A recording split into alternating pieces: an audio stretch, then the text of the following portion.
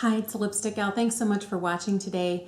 I wanted to share with you an update on my health, my brain, what's going on, and some upcoming things for me. So thank you for watching today. And if you are not interested, don't feel bad at all about clicking out. I totally understand. But there have been some people here who've been very thoughtful, very caring, very supportive, and have been wondering how I'm doing. So here's the update. At the beginning of June, I had a virtual appointment with my neurosurgeon who's in Seattle, and he told me that I need to have another surgery. So my upcoming surgery is scheduled for Friday, July 10. I have previously had 4 brain surgeries. The first 2 surgeries were to correct a Chiari type 1 malformation, which is part of my brain, like the cerebellum, that very back part of my brain is too large for my skull. So part of my skull has been taken out, like a silver dollar size has been taken out. Some of the tissue has been expanded in that area. Part of my cerebellum has been cut and removed just to increase spinal fluid flow. And I've had that surgery done twice. The first time it caused a really bad headache that never went away, that I had day and night for 12 and a half years. And during those 12 and a half years, I saw 11 different doctors, and nobody could really come up with a good reason why I was having this pain. And I even got told it was psychosomatic. It's all in your head. You're not really in any physical pain. And so I got discouraged, so I quit going to doctors. And in the end of 2016, it'd been like a good solid 6 years since I'd seen anybody. I don't know, 5 or 6 years. My husband said, I know you're in a lot of pain.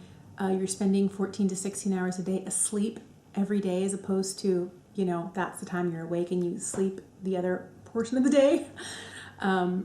He says, would you please just see at least one more doctor? So I got a great recommendation to see an amazing surgeon in Seattle at Swedish Cherry Hill.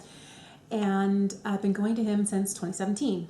And in 2017, in the fall of 2017, we decided the best thing to do was to redo the surgery that I had initially done in 2005. And so 2017 had that surgery, had some complications where I had a spinal fluid leak, and the wound got infected, and we didn't know it till it was almost too late. And I had to be airlifted from my small, little teeny tiny, feels like a little tiny village here, like a little burg, all the way to Seattle. And the fact that they couldn't put me in they had to airlift me, I knew it was bad. So I spent 10 more days and 2 surgeries later. So I had 3 surgeries in total in 2017 on my brain. And then when I was finally released and let home, I felt really good for the first time in almost 12 and a half, 13 years. I was like, what? I felt really good. And over the course of 2018, I felt great. 2019, I started having a few headaches. And then summer of 2019, in July last year, my headache came back, and it hasn't gone away since. And I've had this pain for such a long time. I had some other medical things come up at the tail end of last summer through October. You might remember I had like gallbladder surgery, and it turned into this giant debacle where I had to have 4 surgeries. So once all of that drama was over, early November, I called my neurosurgeon, and we started having appointments, seeing a different specialist, trying different medications, having a ton of tests. I've had several MRIs. I've probably had like 7 or 8 CTs. I've had a nuclear medicine study. I've had 3 or 4 X-ray shunt series to see what the device is. I did have a device implanted in my brain. The last brain surgeon was putting in a VP shunt, which is a device that helps regulate spinal fluid pressure in your head. I've been having some problems. In the hospital, they thought that a shunt would help, and it did, and then I felt great. So after I found out I started having headaches, and I went back to the doctor and had all of these tests done. The last test they needed me to get done was a nuclear medicine study. I had that done in March, just before everything got shut down. And I didn't hear back from my doctor until late May, early June, because their office got completely shut down. They stopped doing surgery. They stopped seeing like patients altogether. And then they had to get back up and running again once we started moving into a place where it was okay to, see people. All of my visits, thankfully, so far have been virtual appointments, but I am going to have to head up to Seattle on the 8th and have 2 tests. I need to have a stealth CT, which is kind of like they're going to map out in my brain like where they're going to go and, you know, where they're going to be able to put stuff. And it's kind of like builds a roadmap for them, like a blueprint where they should go and shouldn't go. So I'll have that test done. And I also need to have a COVID test to make sure I test negative, because they won't do the surgery if I don't have a negative result. So there's that. The surgery itself is to replace a small portion of my VP shunt that isn't functioning. So I have this bump here on my head, and it's like a little pocket or reservoir. Beneath there is a device that actually is implanted into my brain, and from there a little teeny tiny tube, it's called the ventricular catheter, that goes into the ventricle. There are 2 large ventricles kind of behind, if you were to go in straight here by the ears and straight back. That's where your brain produces a large amount of the spinal fluid that you have every single day. And it's supposed to look like a little water balloon like this, always inflated, but mine, because it's been shunted and so much fluid has been removed artificially with this device, it went from being like this to being completely collapsed, where the walls of the ventricle are touching, and that little tube that's supposed to be in there draining any excess pressure is clogged. So they need to go in and replace that. I also found out when I had my appointment with my doctor that I not only need to have that repaired, but there's a new diagnosis they put in my chart, which is slit ventricle syndrome. And it means that the ventricles, these guys here, are collapsed. They're very small and narrow, much smaller than they should be. And there are some people who have slit ventricles who don't have pain, but people who have pain associated with this are people who have slit ventricle syndrome. So he thinks that some of my pain might be from this. And if possibly, being able to repair this and get everything shunted correctly without overdraining and without underdraining, it might help some of my pain. It's not going to help the bulk of my pain. But the headache that I've had 24/7 since last July is all centered back here, where I had those first 2 surgeries where they took out some brain tissue and took out part of my bone and all of that. And that's due to scar tissue that's built up there. And that is not going to go away. And if you open it up and take out the scar tissue just comes back and then some. So he's like, let's not touch that. Let's see if we can fix this and if it gives you a little bit of relief. He thinks that it's really going to help. And the type of pain, I have 2 types of headaches. The constant one that's, I think, associated with all the scar tissue I have back here.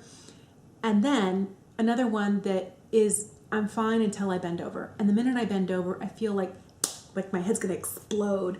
And it's because the intracranial pressure is totally not where it needs to be. It's not normal. And they're hoping that if they can get all of that regulated, I'll be able to bend over again. Because right now, I don't load the lowest rack of the dishwasher. I let somebody else do that. I don't take out laundry and move it over to the dryer. I don't bend over if something is on the ground. If I have to stash stuff in the lower cupboards in the house, I ask my husband or my kids to do it. I don't do any gardening. I don't bend over. All of my shoes are slip-on shoes just because I don't want to have to bend. And it's really, you wouldn't think it'd be that big of a deal. And I have a lot of great coping mechanisms to not bend over, but sometimes you just gotta bend over and it's the worst. So I'm hoping this will help not only regulate the size of my ventricles to get them a little bit larger, maybe decrease some of the pain that I'm having, but also allow me to bend over again so I can start gardening, so I can start, being a little bit more independent and not needing people to do so many things for me. So that's the goal. The weird part is I don't know how long I'm going to be in the hospital, because my doctor said if we just are able to go in right here where you had that previous surgery and to change that one little piece of tubing from the device all the way into the ventricle, you should be in and out in a day, day and a half. If for some reason your ventricles are too narrow and we can't get that tube in there and we have to put a device someplace else, I don't know if that means on the left side and into the ventricle on this side. I don't know. That would mean not just a hole here, but they need to, run another tube that goes all the way down here, because this one here is connected to a tube that drains this device all the way down into my stomach, and I've got like a massive piece of tubing, and you might be able to see it like right here. but they'd have to put one on the other side.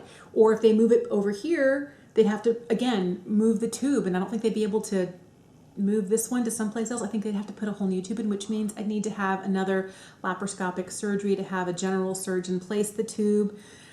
It would be a longer thing. If they could just fix that one little bit, perfect. If they have to do more, it might be more involved.